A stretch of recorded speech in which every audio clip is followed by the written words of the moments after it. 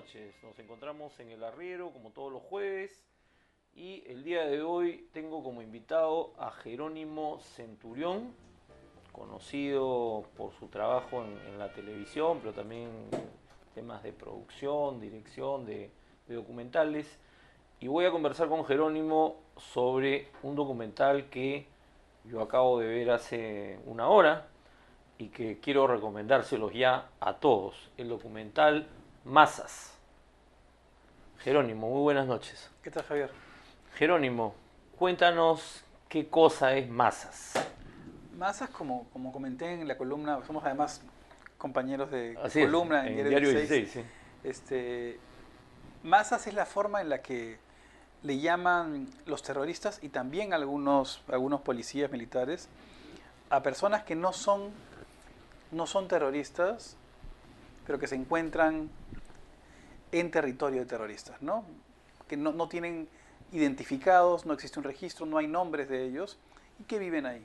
O sea, son, digamos, porque el informe de la verdad, de la Comisión de la Verdad también se recoge este término, no es gente de Sendero Luminoso, sino gente que vive en la zona donde está Sendero, ¿no? Exactamente.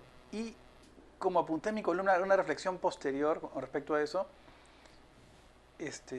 son secuestrados por Sendero Luminoso. O sea, son víctimas de Sendero a nivel de secuestro. Son víctimas de trata. Así es. Jerónimo, justamente esta situación que tú describes se da en la zona ayánica, en territorio Sí, ayánica, y muchos pobladores ayánica murieron en los campamentos que Sendero creó en los años ujú, 90, ¿no? Era una suerte de lo más cercano a unos campos de exterminio, digamos, que hemos tenido acá en el Perú. Pero lo que la mayoría de gente piensa es que eso ya no existía. ujú. Y tú lo que muestra el documental es que esta es una realidad que sigue existiendo.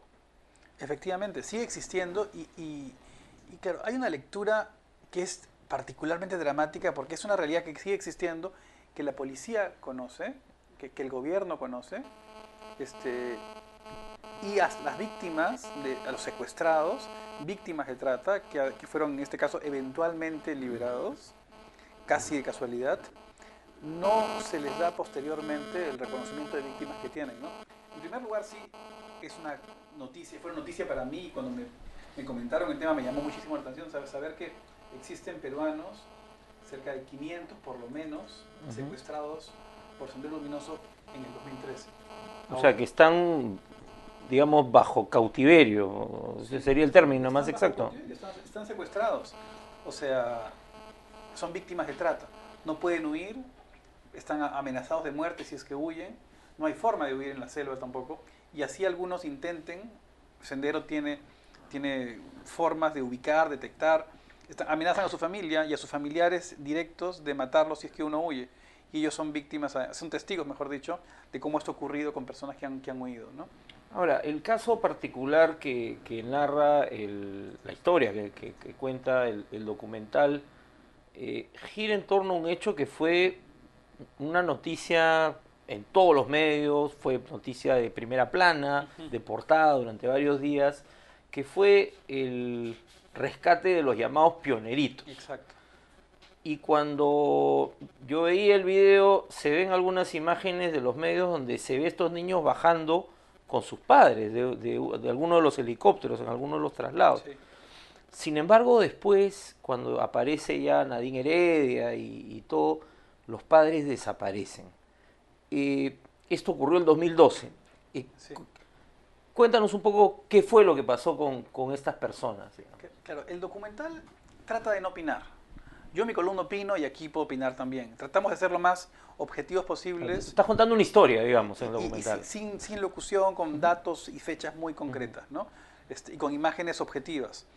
En primer lugar, sí que es un tema que salió a la luz, que se deslizó la posibilidad, y luego la República también sacó un informe en el que los Ujú. padres eran inocentes, pero sí, sí es también una crítica no abierta, una crítica a la sociedad entera. Si bien el gobierno tiene una responsabilidad, clarísima, hasta penal. Claro, porque... El presidente de la República acusa a ciudadanos, ¿qué es lo que me gustaría a mí conversar contigo también? Sí, sí. Son ciudadanos, ciudadanos Claro. que han sido secuestrados por Sendero Luminoso durante 20 años, ciudadanos que son liberados eventualmente y en vez de recibir un reconocimiento, unas disculpas públicas, una entrevista de los medios ante ellos o el interés fuerte de los medios para conocer la historia de un peruano que ha sido secuestrado 20 años por Sendero y que ahora ha sido liberado por la policía. ¿Te imaginas lo que pasa, lo que sucede en la FARC, por ejemplo, en Colombia? Claro. Cuando una persona, Betancourt u otras personas, son secuestradas por la FARC y luego de 5 o 10 años son liberadas, no reciben la atención de los medios, del Claro, gobierno. claro. Aquí han sido 6, más personas en realidad, secuestradas, luego eventualmente liberadas. Inicialmente el gobierno, como se encuentran en esta zona, las acusa de terroristas. Luego la intervención de la policía, algunos policías inteligentes, como el coronel Rosas, por ejemplo, que sabían que eran víctimas de trata, logran liberarlas luego y, y se queda ahí. Pero todavía la cosa es más grave, porque Claro. no solo no hay este reconocimiento a una situación particular, sino que además no solo son acusados de terrorismo, sino que son separados de sus hijos y luego tienen que prácticamente seguir todo un procedimiento para recuperarlos. O sea, eso es lo que a mí me ha impactado muchísimo, porque son personas que fueron, entre comillas, rescatadas por la policía con sus hijos, Sí, sí. ¿no? Y después los separan, los acusan, los liberan y después recuperar a los hijos no es tan fácil. Sí, no, yo ahondé en esta primera parte porque es una parte que no a lo mejor no queda tan clara en el documental porque es un análisis más político, ¿no? Claro. No se les da el reconocimiento que merecen estas víctimas. Y luego, claro, luego son separadas de lo único que las mantenía en vida, que son sus hijos. O sea, el Estado, como no está preparado para poder entender un tema de trata, no está, porque algunas personas tienen conciencia, les puede dar pena la situación, pero el Estado como mecanismo, como organización, no sabe qué hacer. No sabe si considerarlas trata, porque a lo mejor si son víctimas de trata requieren una reparación, y si es una reparación de parte del Estado y no hay plata para darles, o no quieren darle plata para darles, o el reconocimiento político de esa situación puede complicar el estatus gubernamental, no sé. Claro, porque incluso estas personas deberían estar inscritas en el Consejo, en el Registro Único de Víctimas, del Consejo de Reparación. Por ejemplo, ¿no? hay un tema que, entonces claro, no les pueden dar no les quieren o no les pueden dar a sus hijos como ellos exigen, como ellos necesitan para poder vivir. Entonces, una vez que son liberados, salen de la cárcel luego de 15 días, quieren ver a sus hijos y les dicen que no, que tienen que hacer una prueba de ADN a un laboratorio, les sacan sangre. Luego de que verifican que son sus hijos, les dicen, bueno, no tienes DNI.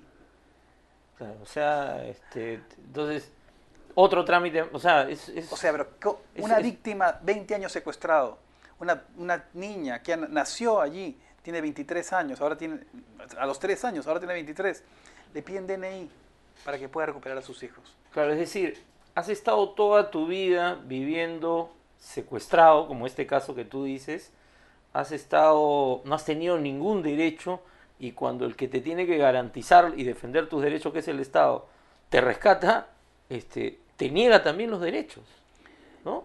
Yo, más que un tema de animadversión, No, claro, porque no es un tema de si es este gobierno o el anterior, sino, o sea, lo que me refiero es un sistema que no está preparado para lidiar con víctimas de trata de este nivel y que no, en este caso no se esforzó por humanizarse un poco más, ¿no? Por entender que hay una situación particular, que no puedes pedirle DNI ni un domicilio fijo a una persona que recién ha sido liberada, ¿no? Es como el rostro más triste, más duro de la burocracia, más insensible, ¿no? Además que es gente que llega a Lima por primera vez en ese helicóptero y nunca había estado en la ciudad, o sea, es una suerte de shock tras shock, ¿no? Es una suma de choques donde sin embargo hay instituciones del Estado que sí los apoyan también, ¿no? Sí, pero te revela que algo que es penoso, ¿no? Y en lo que no incidimos, porque es un tema digamos, de opinión también, pero que queda claro que sí existe o sigue existiendo en el Perú diferentes estatus de ciudadanía, ¿no? O sea, esto no ocurriría contigo, ni conmigo, Claro. ni con los citadinos, ¿no? Ocurre con poblaciones como los Ashanincas, que no son considerados como deberían, o sea, no tienen los mismos derechos. O sea, como te decía, el presidente de la República los acusa de terroristas. Eso es Claro, difamación, por ejemplo. claro. Sin ninguna prueba, digamos. O sea, ¿No? o sea, víctimas por la ausencia, el Estado no pudo protegerlos de los terroristas, han sido secuestrados 20 años y luego el Estado sin ningún tipo de proceso, no el Estado, el presidente de la República Porque en te el acusa Perú, de en algunos casos, es terrorista, casi el Estado. sí, te acusa de terrorista y no pasa nada. Así es. Jerónimo, tenemos que ir a una brevísima pausa y volvemos para seguir conversando sobre Masas, un documental que todo el mundo tiene que ver. Volvemos.